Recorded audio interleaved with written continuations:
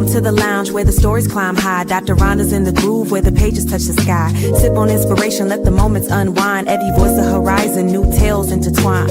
From pen to passion where the art feels divine. Authors vibing together, creativity and time. So pull up your chair, let your spirit align. Horizons off the lounge where words come alive. Welcome to Horizons Off the Line.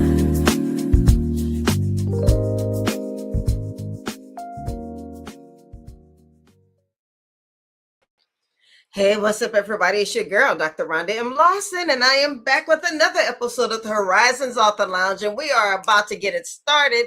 Thank you for your patience. Had a couple of little technical difficulties, but you know how we do. We always work it out, and we're ready to get started because it's going to be an amazing show because I have two amazing guests, and I just can't wait to talk with one of them. I'm looking at her in the background, and she's just smiling and grinning and skinning and grinning, and I just can't wait to talk with her. But I have a couple of announcements because your girl is about to start her United States tour, and I might as well call it a world tour because I'm going overseas too. Well, not overseas, maybe, I don't know, over an ocean or something, but I'm going to Antigua in May, so whatever you want to call it.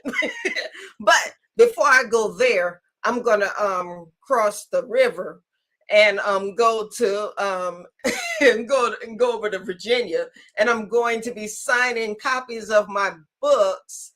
Trust, two totally different books. So I'm going to be signing copies of my book Trust and my new novel Surprise Swipe Right, which is a holiday romantic comedy. But just because it's a holiday comedy does not mean it's not a good story. So I want you guys to get a copy of this book. So if you are going to be in the VA, I'm gonna go ahead, and I forgot to put the I'm gonna show y'all the flyer because I forgot to load the flyer. I was so busy talking to my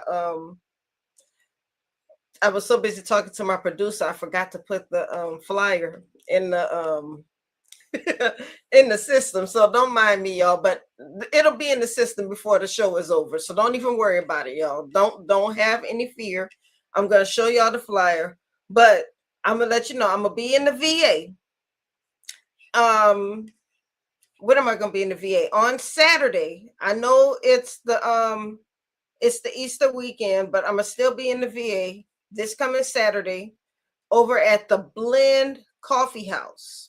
And I would love for you guys to meet me there and get a copy of these books because we're gonna have a good time. We're gonna drink some coffee and we're gonna talk about the art of writing.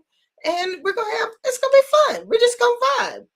Also, for those of you who don't know, I am the author advocate for the creators' rights movement.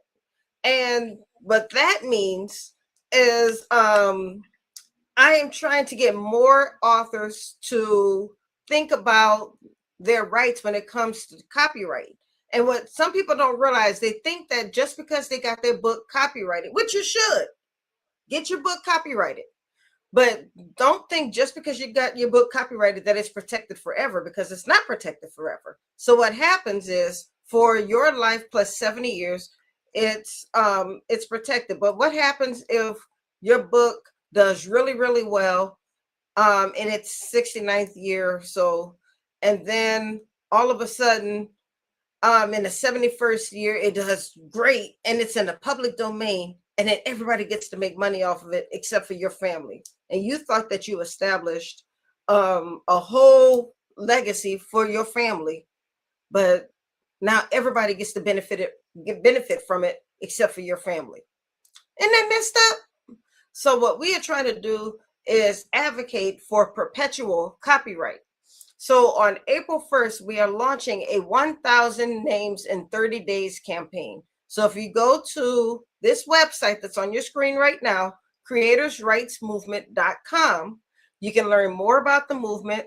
And then on April 1st, I want you to sign the petition so you can be one of those 1,000 names. And if you go to my Substack, you'll learn more information about it because I've been putting a lot of great information about copyright, about AI. I'm an AI girly, but it doesn't mean that I think you should just give away all your rights and let AI do all the work for you. There's a way to do it responsibly. So I talk a lot about that on my Substack, and I've been actually giving a lot of flowers to some lovely ladies in the literary industry for Women's History Month. So there's a lot going on my Substack. So make sure that you hit my Substack up, get all of this great information on there, and then go ahead and then subscribe for free. So those are my announcements for right now. I'll probably repeat those a little bit later. But for right now, I am going to bring up, there's my Substack. So go ahead and click on that. Click on that. Give me a free subscribe. And let's get it popping because there's some great stuff on there. But like I said, without any further ado, it is time to meet my very first guest. And like I said, she's still grinning and grinning. So I'm going to go ahead and bring her on, Miss Siera London. Woo! Hello. Hi, Rhonda. I love your background looking like mine with all the books in the back. Yes. So many books. I love it. I love it. One of these days we're gonna have time to read all these books back there, huh? Yes. I do try. I do more audiobooks now than I used to, but I do yes, try. Me too. If I bring them in the house, I try to consume them.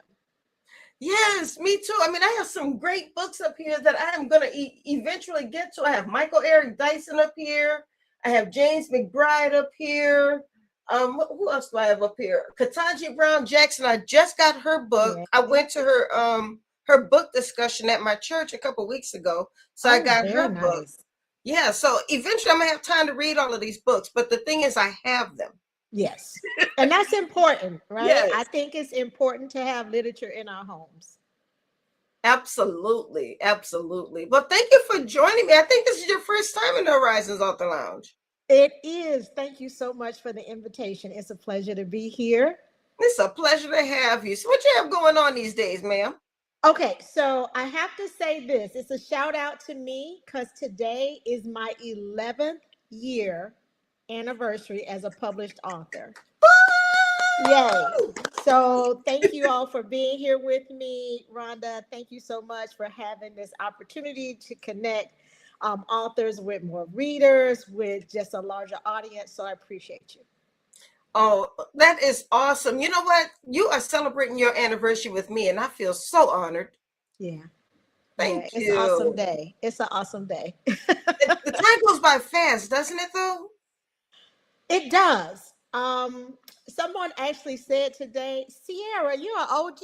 And I said, you know what? I might be.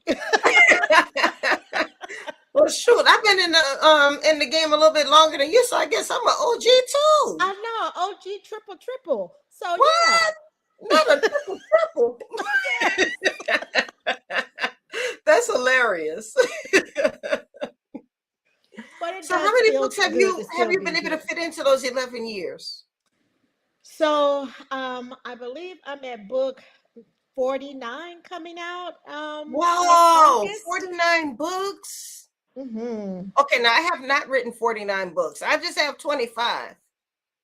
Look, every book is a new milestone. I celebrate, look, every word. If you're able to finish a story, celebrate. Oh, absolutely. Yeah. Now, how in the world do you find time to write 49 books? You know what?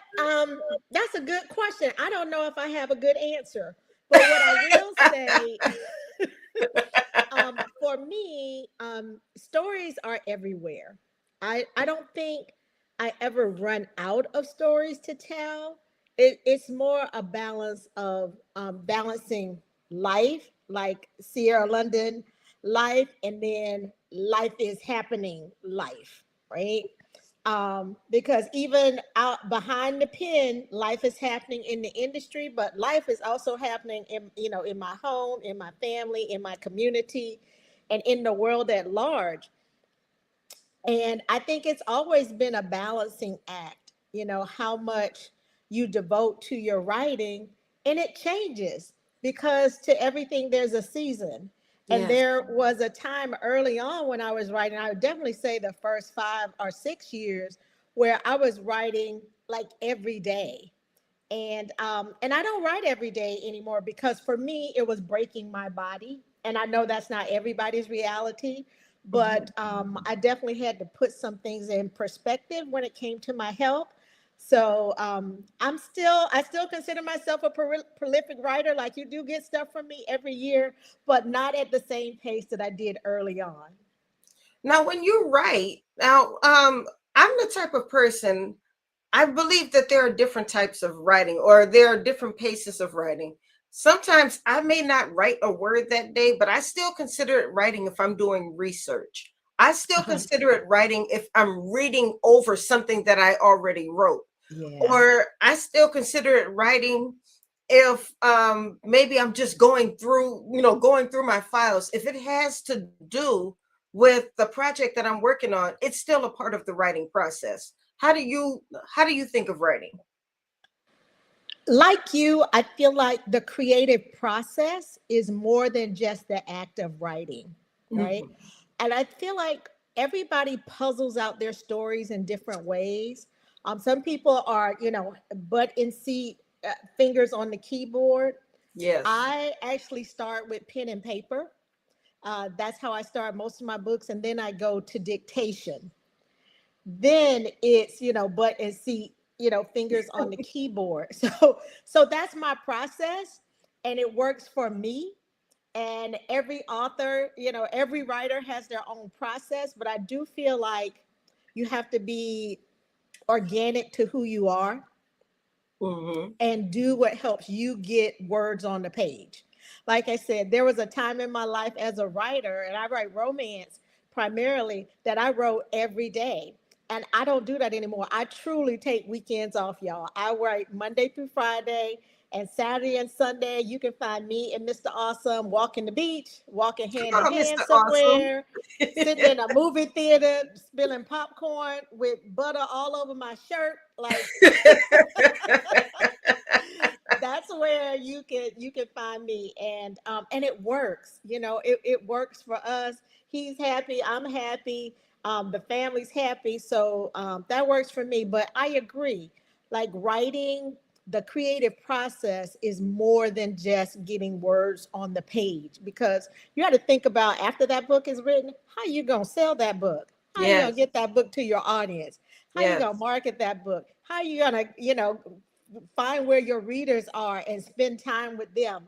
Y'all just devouring this book together. So it's a lot more than just getting the words on the page. Now, you said something. You said that stories are everywhere. Mm. So there are going to be people who are watching this interview, and they're going to say, how in the world do you come up with 49 different ideas? And I'm quite sure it's way more than 49 ideas. You've just written 49 books, but you Yeah. probably have way more ideas. So where do you get your ideas? So, okay, for me, I like to read.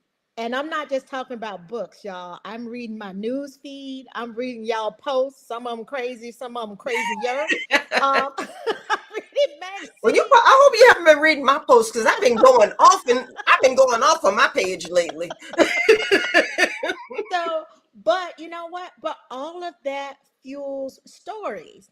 Because for me, I really believe that we're all storytellers. I believe that most of us spend our lives telling stories, right? Like, you were telling a story before you even brought me on stage. You were telling about your travel, right? Hmm. I heard your interview with Fierce, and you're talking about different things, right?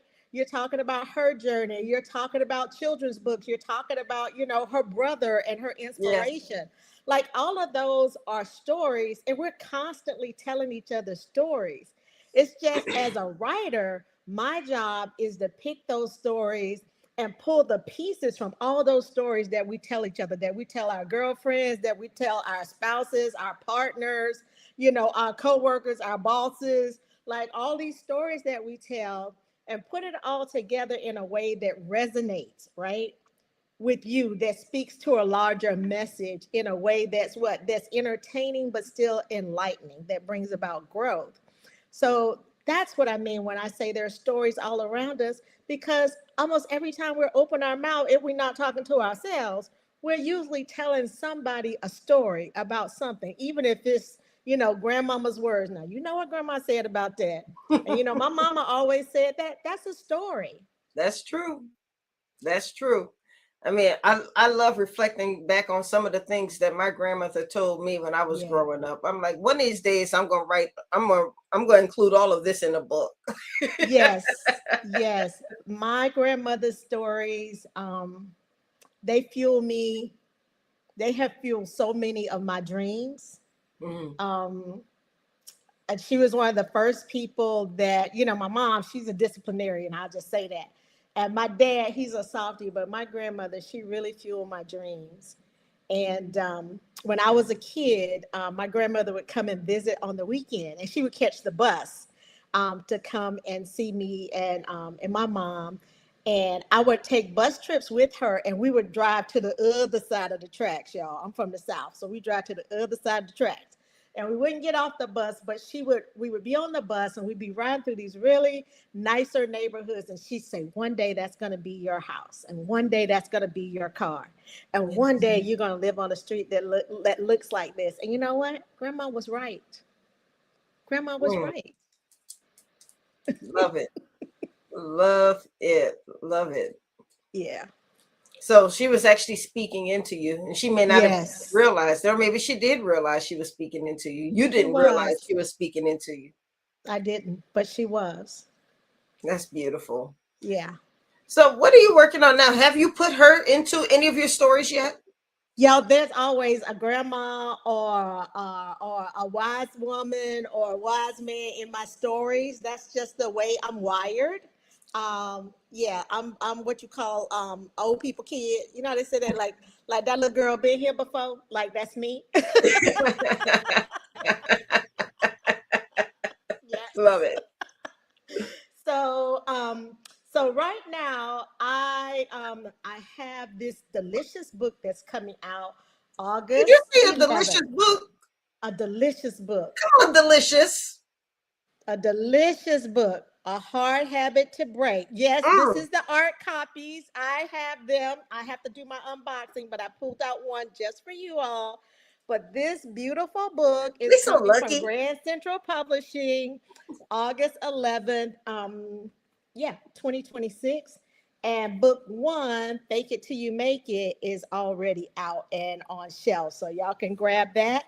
And yeah, I absolutely love this series, the Calvary Brothers series. It is a small town romance, right? Rom com that Mm, features a Black family. So they're a biracial family. Mom is Black, dad is white, and they have three sons, Eli, Tobias, and Noah. And so each book is one of the brothers' stories. And if you mm. like fun pets, you'll meet Hiccup in book one. And in book two, you meet this crazy little cat called Clam Clam. And So yes, like, wait, the cat is a character in the book too. yes, yes, yes. The animals are characters in the book. They bring so much personality to this little town that I absolutely love. And I actually started writing this series during the pandemic. Okay. Yeah. So my husband and I, we were living in Northern Virginia, and we're actually moving from Northern Virginia, y'all. We close on our Florida house tomorrow, so that's why I Okay. got on my work clothes. But so we were living in Northern Virginia. Everything was closed, and we would get in the car and we would just ride. We would just get in the car and just go. And on one of our trips, we ended up in Harper's Ferry in West Virginia. And it was so peaceful, just driving across the cobblestone roads, the waterfall coming down, crossing the Potomac, just going into this like quaint little small town with these little ma and pop shops and the little green awnings with the white trim. And it made me feel free, because I don't know about you, but during the pandemic I felt trapped in a way. Yeah. Just being in my house and knowing that I could go out, but it might not be safe, or I might bring something back in that caused my family harm. And so to go out there and breathe this like fresh West Virginia air and feel like this nice humidity just kind of falling on my skin, like the dew in the Yes. morning, just fresh. Y'all, it just felt so good. And I said, you know what? I'm going to capture this feeling and put it in a book. And that's how Service, West Virginia was born, and the Calvary family. Love it. But now, Yeah. how did you know that you were going to make this into a series? Oh, that's a good question. Someone asked me that question before. Oh, I don't always know if a book is going to be a series. I will say that. And so I okay. write my books in a way so that they can be read individually, or some people say as standalones, meaning you can pick up a Hmm. book in the midst of a series and still feel like you had a complete story. But the Calvary Brothers, believe it or not, they actually came to me as a family. And I saw their mother, Leah, this Black matriarch, first. And then the boys came to me, her three sons, on this mountain, right? And I wanted to tackle some of the stereotypes that you see in perpetuated about small town America, that it looks one way, that it's a monolith, Right, right? right. That there are no Black people in small towns, that we all live in urban settings.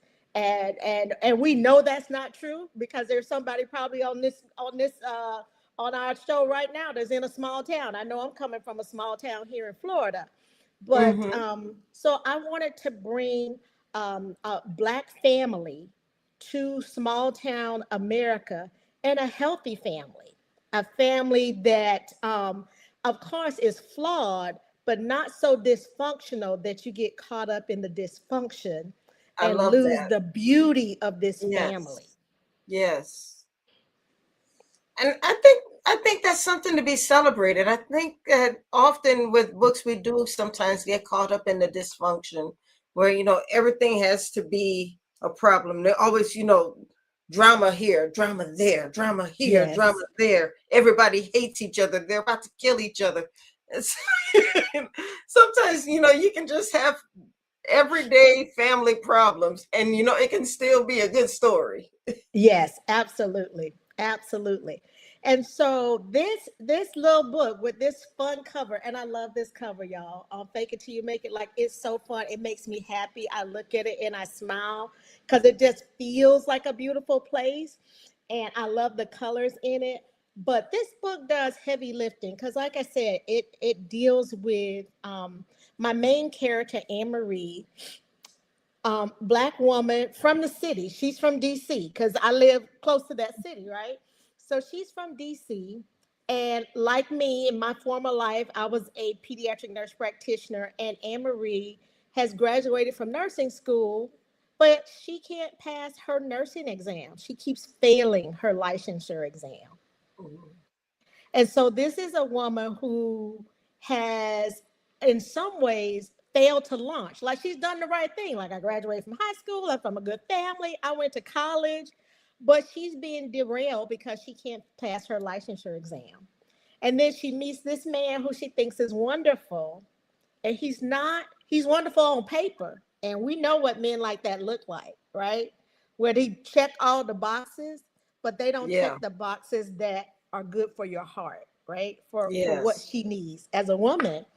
And so she decides, you know what? I could do bad all by myself.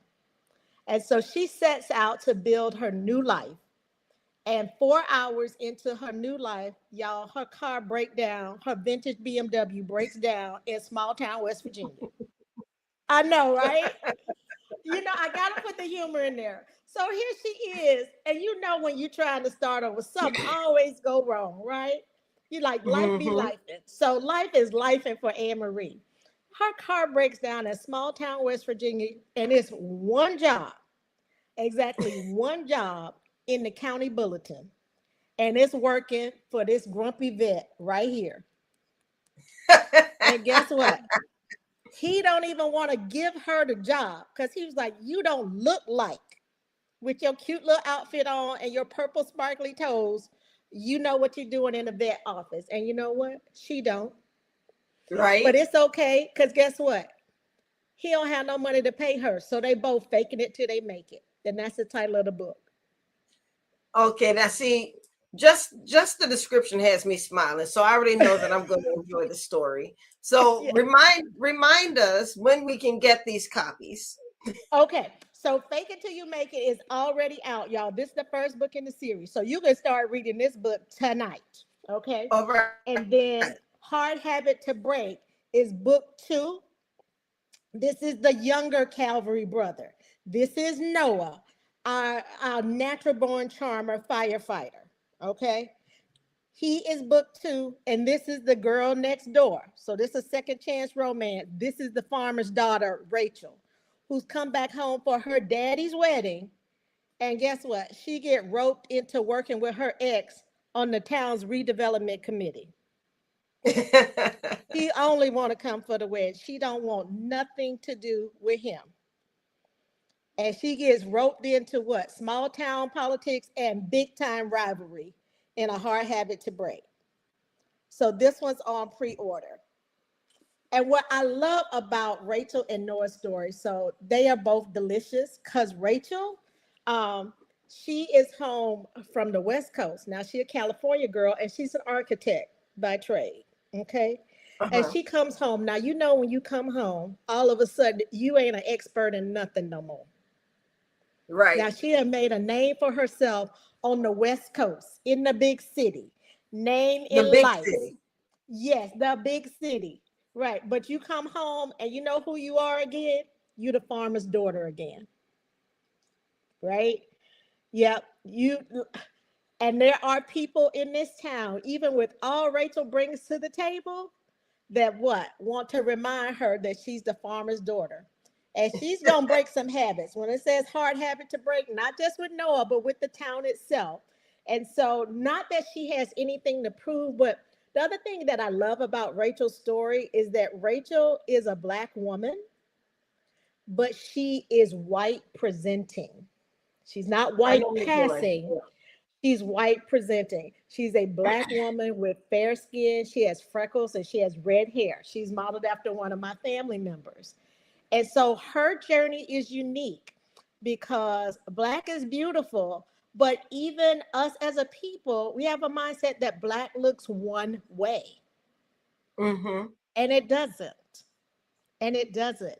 And so Rachel has some challenges that she has to confront in this story in going back home. And so I love this for her because there are things that she could not say as a child that she can very much address as an adult. Well, I cannot wait to read this series. I'm gonna have to start from the beginning though. I already Yes, feel it. I'm yes, gonna have to start from the mhm, beginning. But yes. Sierra, but I need to remind everybody where they can find the books, but I very quickly, Dawn wanted to know where when they're going to see more of the judgmental goats. Oh my gosh. So, Don, that's a great question. So yes, so the judgmental goats. So Billie Jean and Diana make another appearance in Hard Habit to Break. So yes, you meet the goats in book 1 in Fake It Till You Make It, and they come back in a Hard Habit to Break. The goats are going nowhere. When I say if you like animals, like they are in this book, and yes, they do play a central role. And I hope you love Clam Clam. Clam Clam is her name is Clam Clam because she loves to scream, and that's short for exclamation point. So we call her Clam Clam instead of exclamation. So Clam Clam is so much fun, y'all. She brings so much personality to this couple because she really want her mommy and daddy to get along. Well, Sierra, thank you so much for being on the show tonight. I really enjoyed talking with you. Your books sound like a blast. Please just very quickly let us know where we can find your books and how we can reach out to you.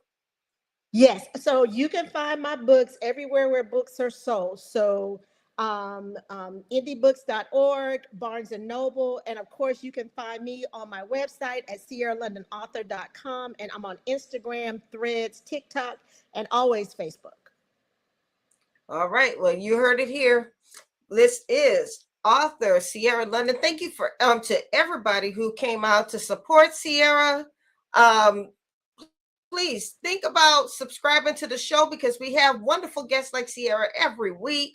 We're about to talk to another amazing author right after Siera, Miss Shaneisha Dodson. So make sure you stick around in the comments and let's keep the party going. Yes, keep it rolling. Thanks, y'all. Yes, Appreciate you so much, Rhonda. I appreciate you. Have a wonderful evening. God bless you. You too. Bye now. All right, bye-bye. All right, that was Miss Siera London. So I told y'all she was gonna be a hoot. So now we're gonna move right over to Shaneisha Dodson. But before we move over to Shaneisha, like I told you, I did find the flyer for where I'm going to be on Saturday. Uh-oh, what happened? Okay. Okay, I did find a flyer for where I'm going to be on Saturday. Why does my thing keep jumping? Every time I try to show y'all something, something crazy happens. I don't know what happens. I think it's just me. But if you are in Northern Virginia, I want to see you guys there. Here it is. I will be at the Blend Coffee House. I'm not sure what's going on, but I'm going to bring on Shaneisha while I'm doing it.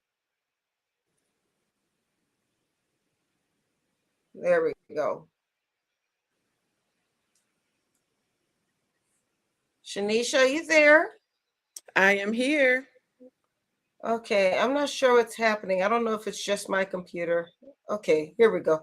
All right, so everything just showed up at one time. So I'll be at the Blend Coffee Bar on Saturday from noon to 5 in Ashburn, Virginia. Like I said, I'll be signing copies of my books, Trust and Surprise Swipe Right. So come on out, meet me there. In fact, beat me there. And then go ahead and get a copy of both books. I'll have some special deals. I'll also have some really cool merch. I would love to see you there and meet you. We're going to have a good time. So that's it for that. I would like to talk to my guest now. I don't know what's going on with the system, but we are back. Hi, Shaneisha. Hello, how are you? I'm wonderful. Welcome to the Horizons Author Lounge. Thank you for having me. Okay, I think this is your first time in the lounge as well, isn't it? It is. It's my first time. I'm excited. Yeah, I don't know why it's like crazy things are happening in your first time here, and I'm like, I usually try to treat my guests better. It's okay. Things happen. It is what it is. Yeah, this is what happens sometimes when you go live. But you know what? We're gonna make it happen, and we're gonna still have a good time. So, Yes. let's start off. First of all, thank you for being here. Tell me a bit about Shaneisha Dodson. Who is Shaneisha Dodson? All right. Well, Shaneisha Dodson is an author. I am a director, producer, playwright, screenwriter, entrepreneur. So I juggle a lot of hats at one time, but everything stems around being creative.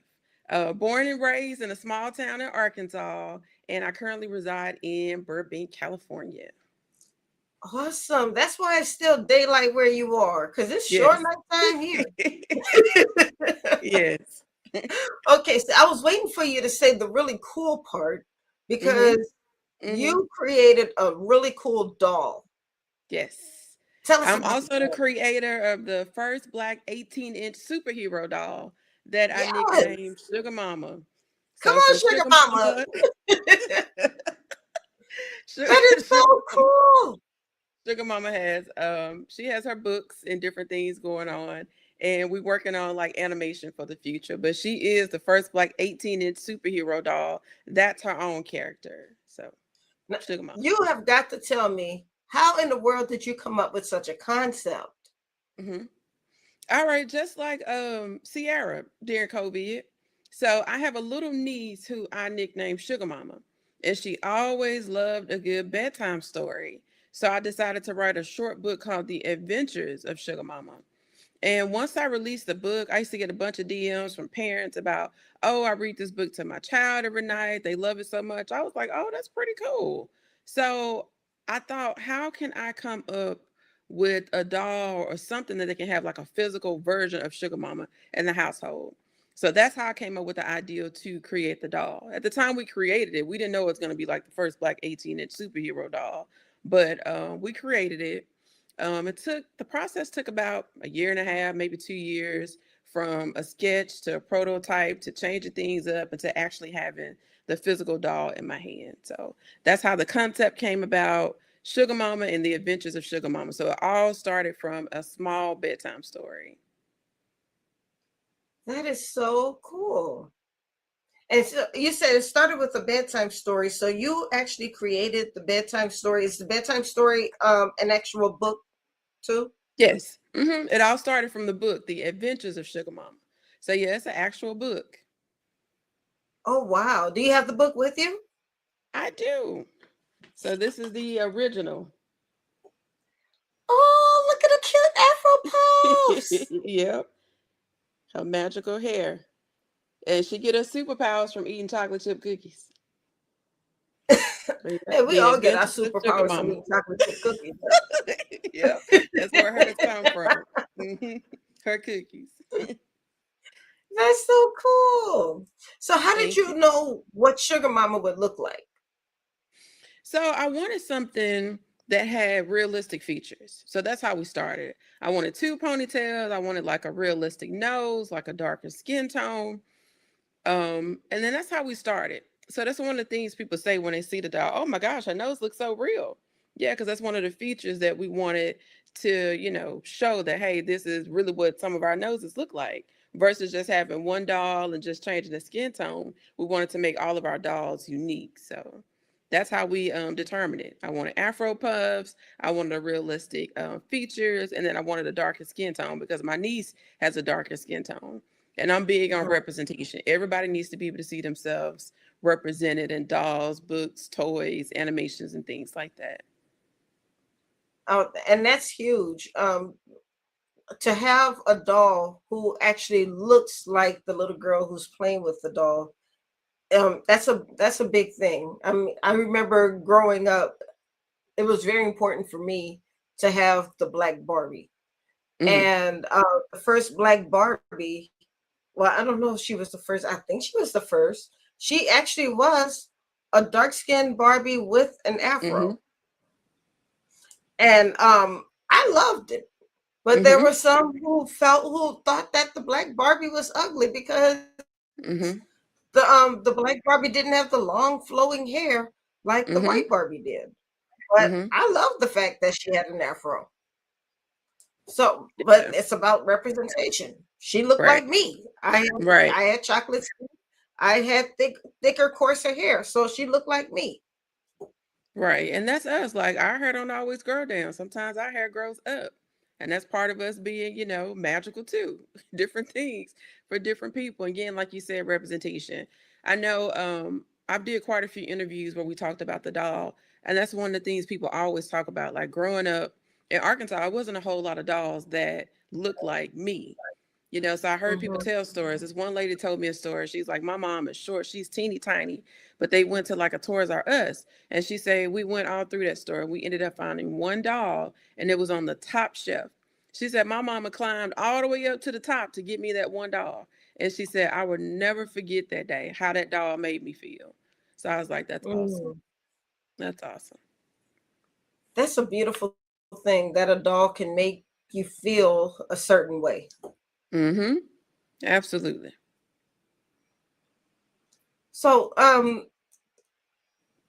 what are some of the other feedback or some of the other comments that you're getting back from not just the doll but from the story? So everybody loves it. One thing, everybody could love a doll, and then you can have a few people that'll send you like nasty direct messages and things like that. I had Of this course. guy sent me a message. Why would you name that doll Sugar Mama? You know what that means? That's tricking off on people. I was like, no, it doesn't always mean that. Like my niece's nickname is Sugar Mama. It's a lot of kids and older adults that have that nickname. It has nothing to do with making something for a child to kind of make it seem like it's something for an adult. It's just a cute nickname that we gave her. So that's why we named the doll that.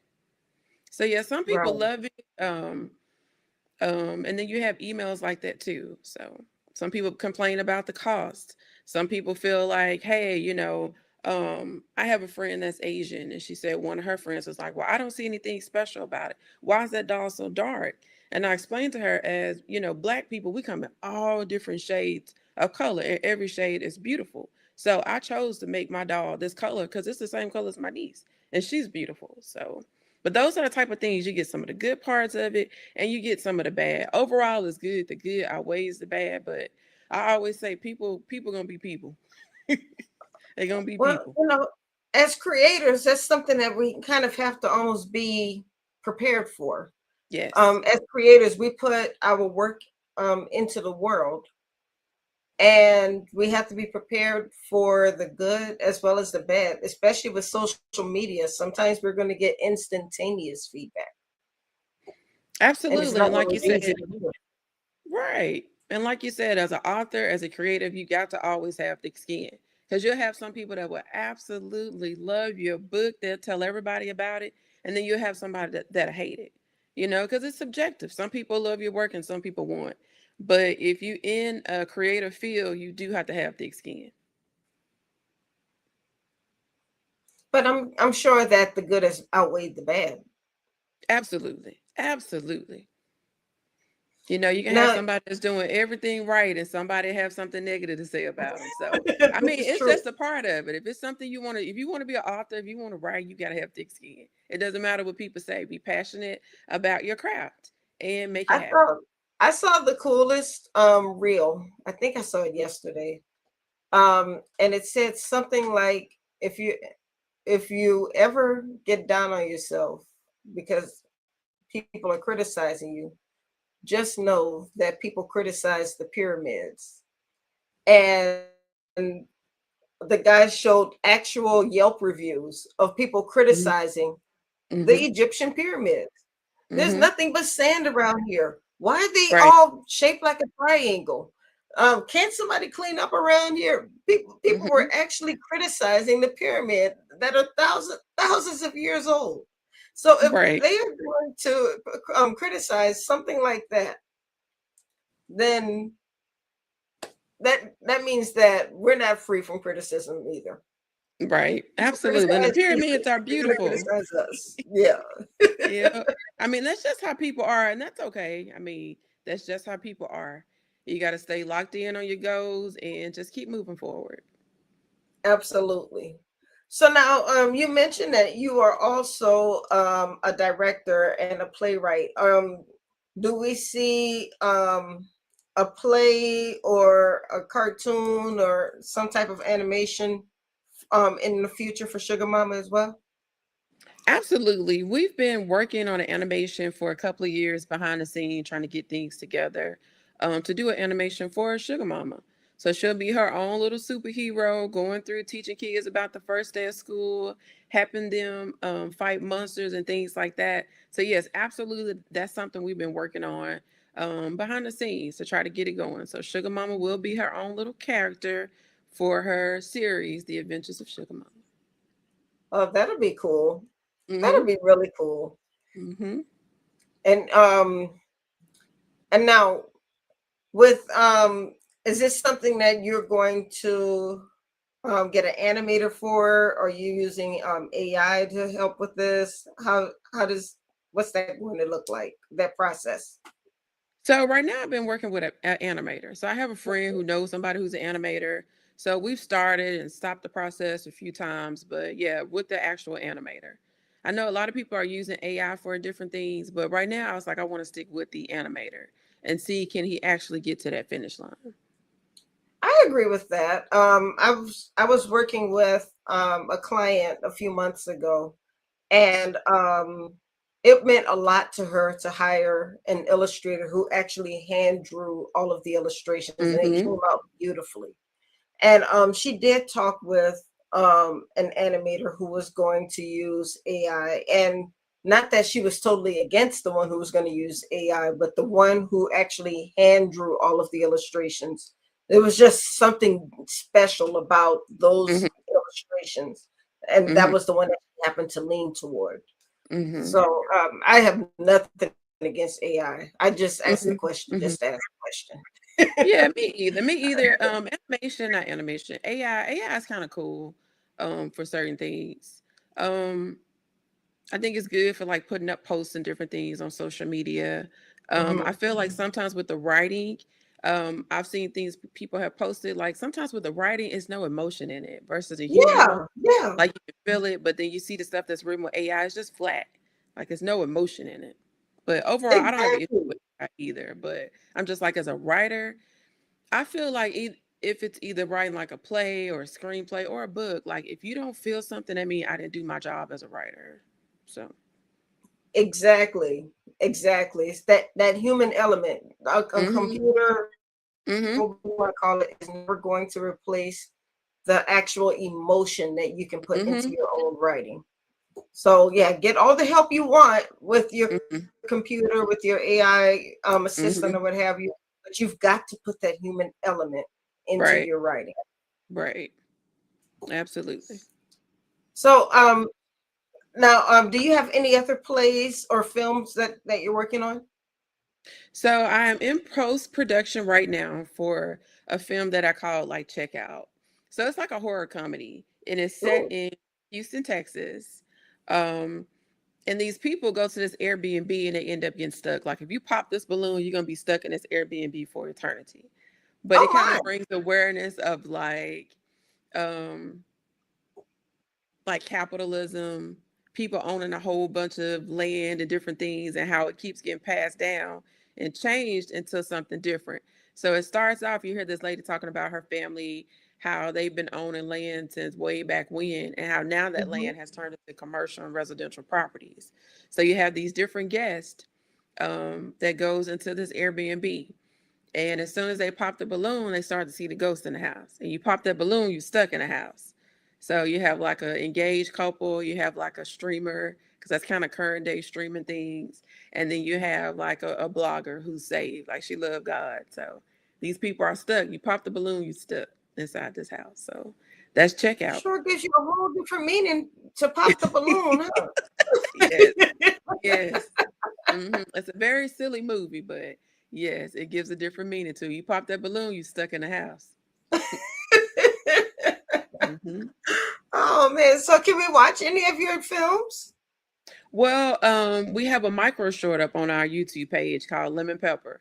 So the little girl in Lemon Pepper, that's my niece. That's who inspired the book, The Adventures of Sugar Mama. So you'll see Okay. the book in there. You'll see the doll. You'll see her putting her little makeup on. But yeah, Lemon Pepper is on my YouTube page, Black Girls Productions. Okay. So all right, so we have to find that. I don't know. Did you send me that link, Black Girls Production? I did not, but I can send it to you. I think I Okay. just sent you the Brilliant Girl web link. Yeah, you sent me the Brilliant Girl. hmm Can you type it in the private chat and then I'll put it in the public chat? Yes. Let me find the chat. Yeah, we gotta tell people how to find you so we can watch you so we can subscribe to your YouTube channel. All right. Yeah, we can give you some views and some monetization. Thank you. Because we starting to build our little channel up. Yeah, this is what we do. We support the people. We appreciate it. We appreciate it. So now while Shaneisha is typing this, I need y'all to make sure you click on the brilliantgirl.com with the comments, and it's on the screen right now. And take a look at The Adventures of Sugar Mama, the book. And then can people order the doll? Yes, everything is on the site. We have dolls, paint sheets, puzzles, doll clothes. So everything is on www.thebrilliantgirl.com. Okay, yes. So make sure you go to thebrilliantgirl.com, get the book, get the doll, Get some dog clothes for the dog because you can't have the baby wearing the same thing every day. That's one of the good things about the Sugar Mama doll too, because she comes with two outfits. So she has her little apron on with her cookie logo on it, and then the apron dress comes off, and you see her superhero dress. So she got two outfits and some pink boots. Oh, okay. I love She got it. it all. That is so cool. So, unfortunately, we have come to the end of the show. Well, we have a couple more minutes. Mm-hmm. Okay, good. Daniel is on it. Black Girlz Productions. So look for Black Girlz Productions. Go to YouTube. Look for Black Girlz Productions. That's GIRLZ, not S, but Z. Yes. Productions with an S. And make sure everybody goes and subscribes to the page because we got to get us some subbies, and then watch the what is it called? The lemon pepper film. Lemon Pepper, that's our micro short. So Lemon Pepper is on YouTube. Okay, yeah. So look for Lemon Pepper, and everybody watch that so we can give her some views. Because the more views she gets, that helps with monetization. Yeah. So we are here to support each other and build each other up. This is what we do here in the Horizons Author Lounge, and we appreciate it. Oh my goodness. All right. So, but yeah, so we've come to the end of the show, but what I would like before we end is you are kind of hitting creator ownership in a couple of different ways, through books, through film production, and you're even making physical products now with the dolls. So what is something that what is some advice that you would give to somebody who is maybe trying to monetize in a few different ways, or maybe they're trying to find their own niche, so to speak. Well, what's some advice that you would like to give them?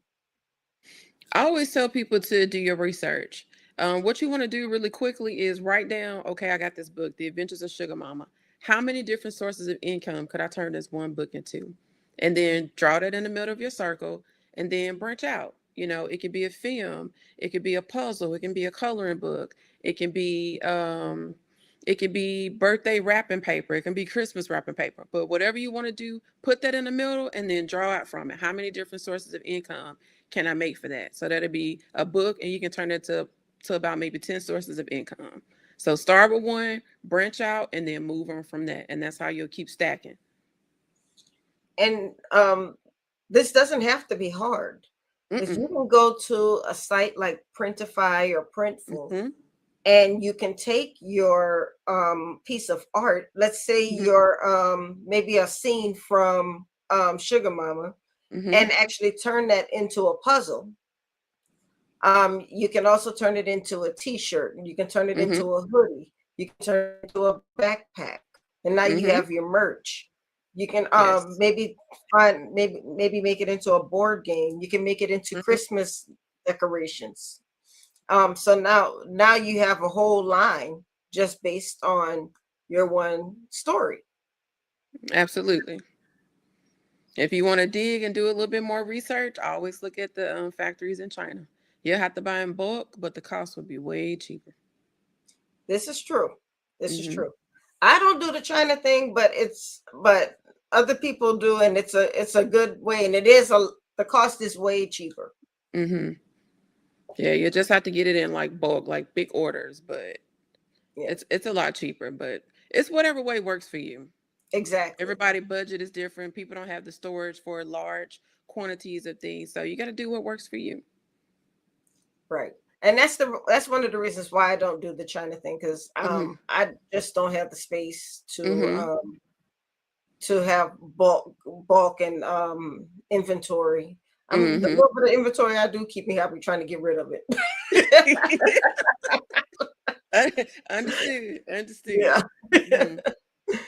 But no, but see, I have a business partner. She keeps she has all kinds of t-shirts. But Mm-hmm. the other problem is I'm not mailing anything.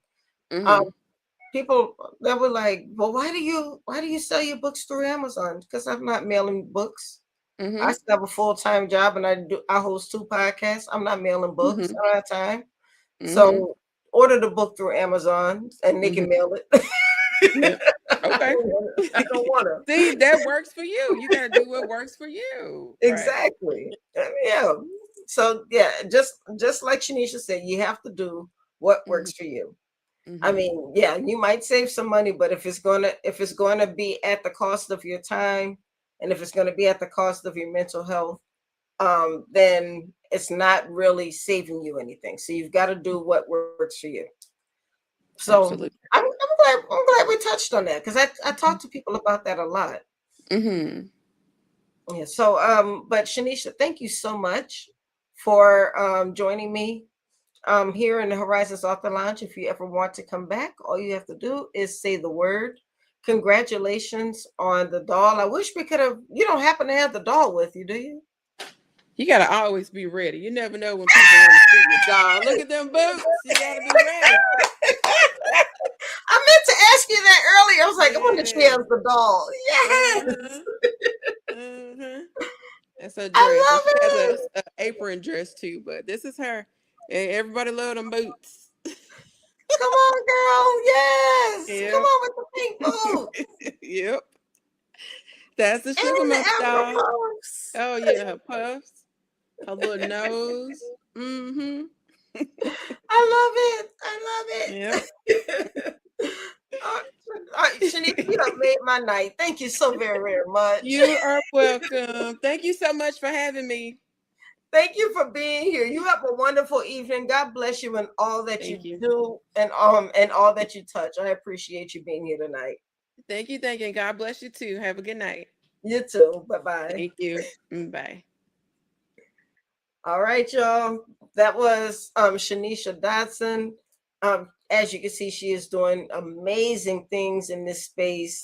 That's right, Mark. She said she had to stay ready. She had the doll, and yeah, watch out, Barbie. So I told y'all this was going to be an amazing show. So I hope you guys enjoyed yourselves. Please make sure that you support both of these amazing, amazing authors. They're, like I said, they're doing some amazing things in this space. And I just hope that you enjoyed the show. Make sure if you are in this area in the DMV, I'll remind you once again that I will be doing my book signing on Saturday at the Blend Coffee House. It'll be a book fair in Ashburn, Virginia. We'll be there from noon to 5 p.m. It'll be at the Southern Walk Plaza. It's the Blend Coffee Bar Book Fair. So I hope that you'll be there. I'll be signing copies of my book Trust and my other book, my newest book, Surprise Swipe Right. So I would love to see you there. We're gonna have a good time. We're just really gonna have a good time. So okay. So that's all I have for tonight, guys. Don't forget to sign the petition. Remember the Creators' Rights Movement 1,000 Names in 30 Days campaign starts on April 1st. If you want more information, go to the Creators' Rights Movement website. Oh, thank you so much, Mark. Yeah, we both have events going on in April. I have a couple of events going on in April. I'll tell you about the next event next week. but don't forget about the Creators' Rights Movement campaign. Like I said, it starts on the 1st of April. I'll be giving you some factoids about creators' rights all throughout the month of April. This is going to be a great campaign, guys. Lots of great information. So just stay tuned to all of the Meet the World Image Solutions platforms for more information on that. But that's all we have for tonight, guys. I'll see you tomorrow night on Black Authors Matter TV, and then I'll see you right back here next week for another amazing episode of the Horizons Author Lounge. Welcome to all of the new subscribers. I hope you guys subscribe to the YouTube page. We are growing this page. We are monetizing this page, and I can't do it without your support. I love you guys. Have a wonderful evening and a blessed week. Love you. Bye-bye.